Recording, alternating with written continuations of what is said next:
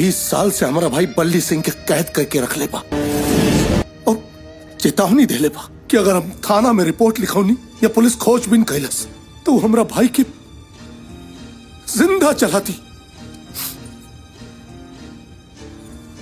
बहुत लाचार बानी बेटा, हम डर डर के जी रहल बानी, ना अपना भाई के आजाद करा पाओता नहीं और न ही राजदेव सिंह के मार पाओता नहीं।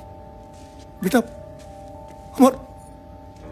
हमार बस एक इच्छा कि कैसे भी हमार बल्ली घर में आ जाए, उसके बाद हम तोहार बियाह प्रिया के साथ धूमधाम से करब, प्रिया के कसम।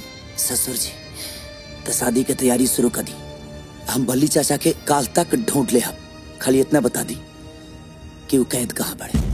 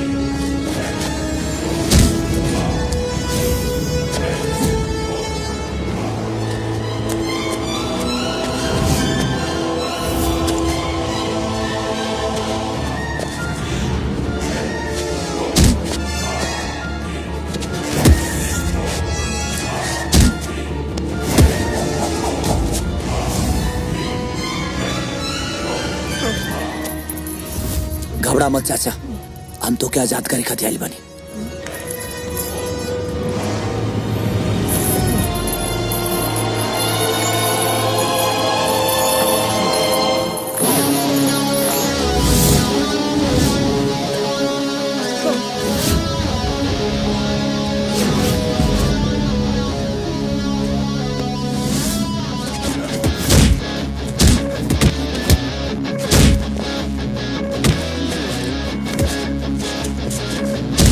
मालिक, हाँ मालिक, बल्ली के चाचा तू जा यहाँ से।